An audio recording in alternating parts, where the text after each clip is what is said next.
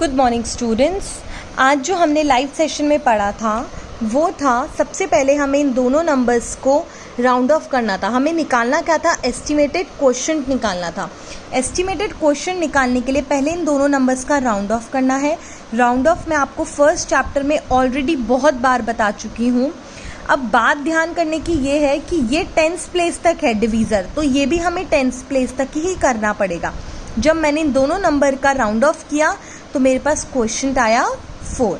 Same way ये tense तक है तो हमें ये भी टेंस प्लेस पर ही राउंड ऑफ करना पड़ेगा। जब मैंने 145 का राउंड ऑफ किया तो मुझे क्या मिला? 150 और 27 का 30। फिर मैं जब इन दोनों को डिवाइड करूंगी तो मुझे क्या मिलेगा? 5 मिलेगा। सेम वॉज द क्वेश्चन, ये टेंस प्लेस तक है तो मुझे ये भी टेंस प्लेस पे ही राउंड ऑफ करना पड़ेगा। और जब मैंने दोनों नंबर को राउंड ऑफ किया तो मुझे आंसर मिला 25। उसके बाद हमने बात की थी एक्सरसाइज 5.8 में वर्ड प्रॉब्लम की। क्वेश्चन नंबर 1 था कि अगर 12 मंथ्स का रेंट 9600 है तो बताओ 2 मंथ्स का कितना होगा। इस एक्सरसाइज में बेसिकली हमने पढ़ा था यूनिटरी मेथड। क्या पढ़ा था? Unitary method. 12 मंथ्स का रेंट 9600 है तो बताओ 1 मंथ का रेंट कितना होगा, 2 मंथ्स का रेंट कितना होगा। 12 मंथ्स का गिवन है। कॉन्सेप्ट मैंने आपको एक चीज़ बहुत अच्छे से क्लियर की हुई है कि जब ज़्यादा का दे रखा हो और एक का निकालना हो तो डिवाइड करते हैं, लेकिन अगर एक का दे रखा हो और ज़्यादा निकालना हो तो मल्टीप्लाई करते हैं। ये कॉन्सेप्ट आपको रट जाना चाहिए। अभी तक तो बहुत बार मैं चीज़ एक्सप्लेन कर चुकी हूँ। ये अब यूनिटरी मेथड में दोनों चीज़ें अप्लाई होती हैं, मल्टीप्लिकेशन भी और डिवीजन भी। तो जब 12 मंथ्स का गिवन था, 2 मंथ्स का निकालना था, तो उससे पहले हमें 1 मंथ का निकालना पड़ेगा। और 1 मंथ का, 12 मंथ्स का गिवन है, 1 मंथ का निकालना है तो क्या करेंगे? डिवाइड करेंगे। डिवाइड जब मैंने किया 9600 को 12 से तो मुझे क्या मिला? 800। अब 1 मंथ का पता है तो क्या हम 2 मंथ्स का नहीं निकाल सकते? मल्टीप्लिकेशन के थ्रू निकाल सकते हैं ना। यही तो मैंने आपको सिखाया था कि 1 मंथ का पता हो और ज़्यादा का निकालना हो तो मल्टीप्लाई करते हैं। इसलिए इस मेथड को कहते हैं यूनिटरी मेथड।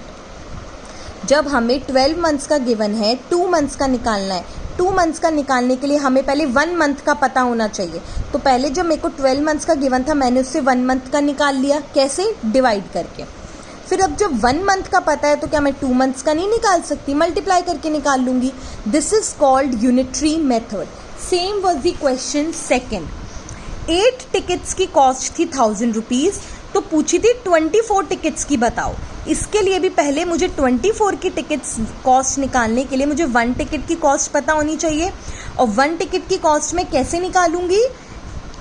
1000 को 8 से डिवाइड करके। जब मैंने 1000 को 8 से डिवाइड किया तो मुझे क्या मिला? 125। और 24 टिकट्स कैसे निकाली मैंने? जब मुझे 1 की पता है तो मैं क्या 24 की नहीं निकाल सकती?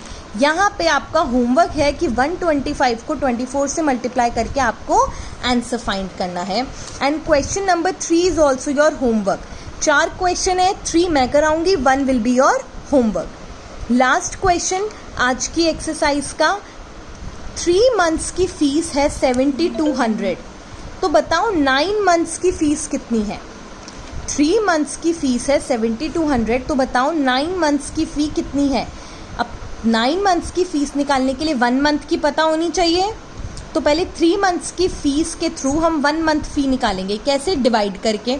जब मैंने डिवाइड किया तो मुझे मिला 2400।